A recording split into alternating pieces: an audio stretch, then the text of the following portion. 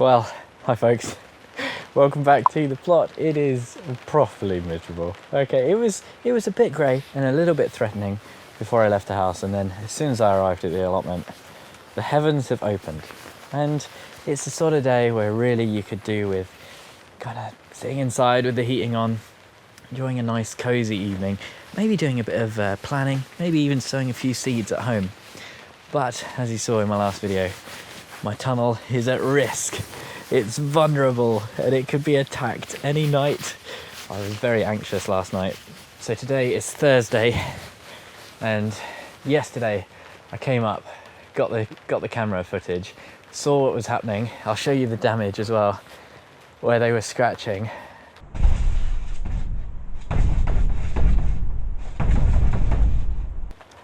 Oh God, it's absolutely horrible to look at. And yeah, I had to leave it again last night. Fortunately, it doesn't look like anything's been touched again, but it's quite difficult knowing what is new and what is old scratches, sort of thing. They all roughly look the same. So the reason I'm here, putting my waterproofs on, is to try and erect a bit of a fox deterrent fence. And to be honest, probably going to be a bit of a JB fence, you know, a bit ramshackle, first thing I could think of.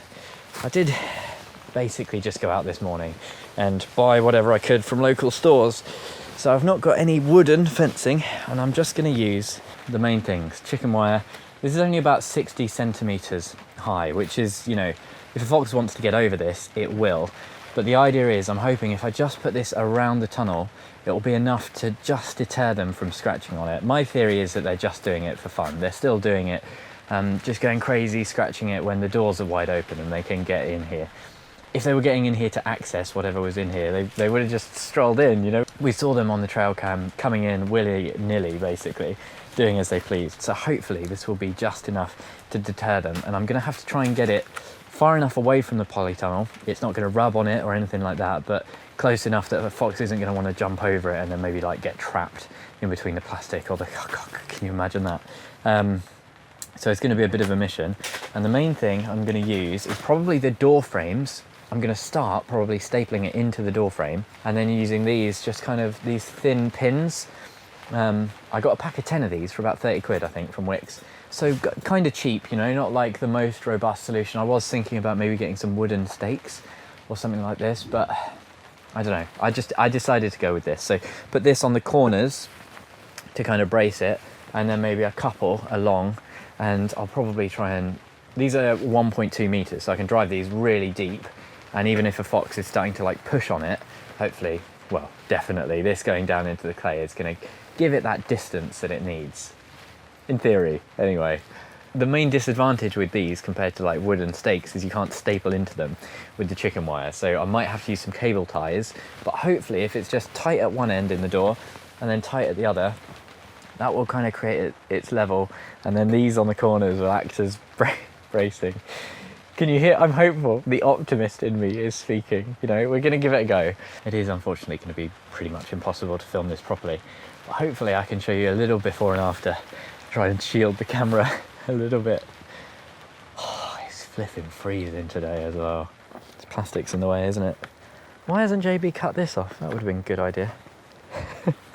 I do think wrapping around might be the best idea, and I'm slightly regretting going with these pins. What I think would have been a good idea is 4 wooden, you know, timber posts on the outside that I could properly get in. I don't have one of those fence post drivers, you know, with the 2 handles that you clonk on it.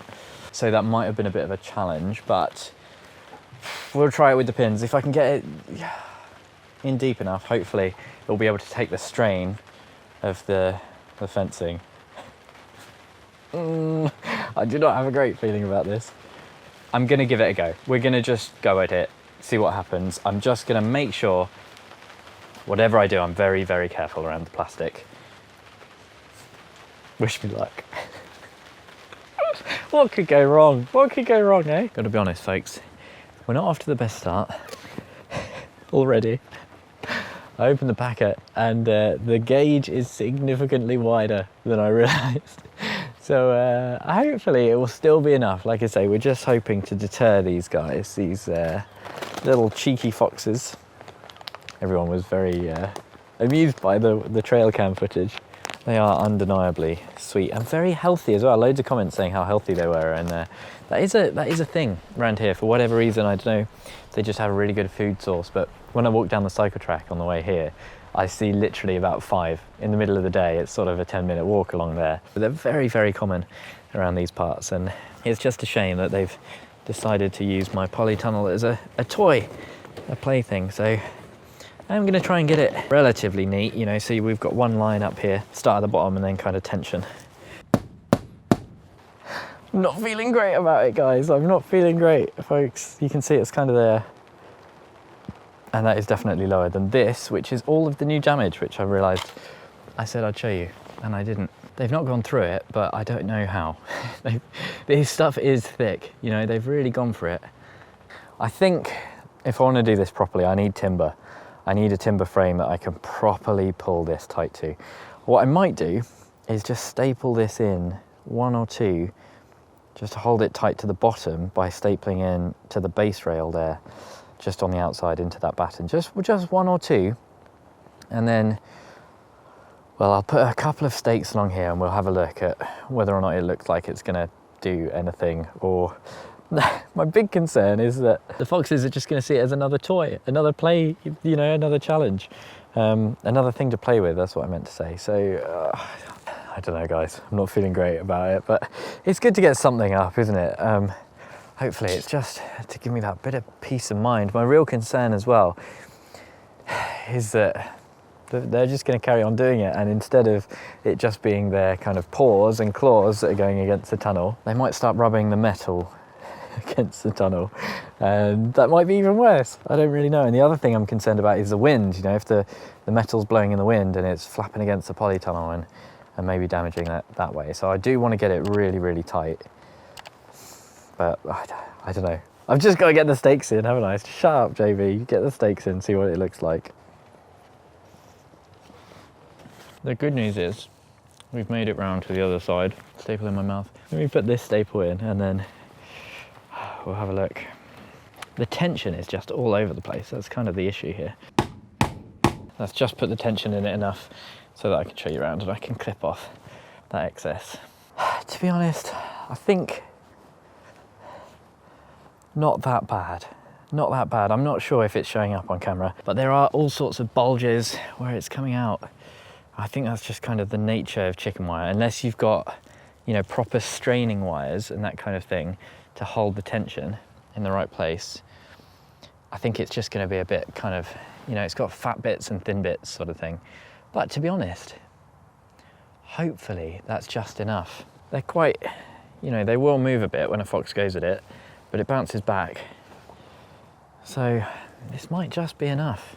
I keep sort of going through phases where 1 second I think, no, this is rubbish, it's not going to do anything. And then the other, I think actually it's not too bad. And I've lined these up with the poles themselves. So I did hit the anchor plates a couple of times. But hopefully if it does get kind of pushed in all the way by a fox or something, I mean, I'm putting quite a lot of weight on that there. It's not touching the tunnel, none of the wires touching the tunnel. I think it might be okay. I might just put a couple of staples in the bottom once again, just to kind of give this a little bit more strength and anchor it. And then I think I'll do the other side. It's really tricky trying to balance sort of close enough to the tunnel that it's going to stop things, but not too close that it's going to, you know, rub up against it. Okay, folks. That took a little while longer than I was expecting. Can you tell I've got the light on?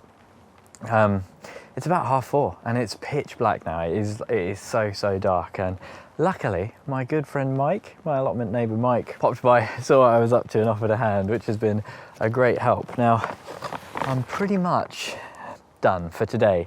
Anyway, one thing I do want to do, and one of the suggestions from one of my patrons, Carol, is to put this along the bottom of the door, and that's easy done as well. I can just kind of cut that and then staple that. And I think, I might be wrong, but I think this is going to be enough of a deterrent for the foxes. It's, I think, just going to be enough to put them off. They're going to put their paws on it and probably go, ooh, I don't like that. That's my fox impression. A very polite fox. Ooh, I don't like that. And this is one of those things where there's 1,000 different opinions depending on who you ask and what their experience has been. But I got both sides, and I'm just going to show you a little bit closer what I have done. Whether or not it's an instructional, you should do it like this, or it's how not to do it, well, time will tell. There's a lot of that on this channel. So what I've done, and the kind of benefit with these stakes is that you can thread them. So you can see I've gone outside, inside, outside, inside, pretty much all the way down. And that just, in theory, kind of what that does is it allows you to get a good even tension across the whole wire. So if it was just kind of in at the top and in at the bottom, then this bit wouldn't be being pulled. Now you can see what I'm planning on doing here is pulling this tight, and this is a really handy thing to have because I can staple this to it tight, and it means the door isn't going to be scraping along it or anything like that. And I'm just going to put a few in the bottom. On the other side, I have done that already. There are just 1 or 2 little staples that I put into the batten. One thing to note with these staples, fencing staples, you always want to be conscious of splitting. So you want to try and turn it at an angle so that if the wood splits along its grain, which is how it will normally split, then the staple will still be held in. Now you can see I've done the same on these. They're all kind of weaved in, and then they hook on at the top. That's the other benefit with these little pins, is so the staples along the bottom mean it can't ride up, and the wire being hooked on here means it can't ride down. So it's still not going to be perfect. You can see it kind of buckles in a little bit here. I might just pull this one down and put another staple in. But generally, it's going to stand up to a fox coming along, I think, and scratching. Like I say, they can put a lot of weight on it. That's me pushing pretty much my whole weight. It's still not touching the tunnel. And you can see it does that. They are getting higher. They can get over this if they really want to. They can obviously jump it.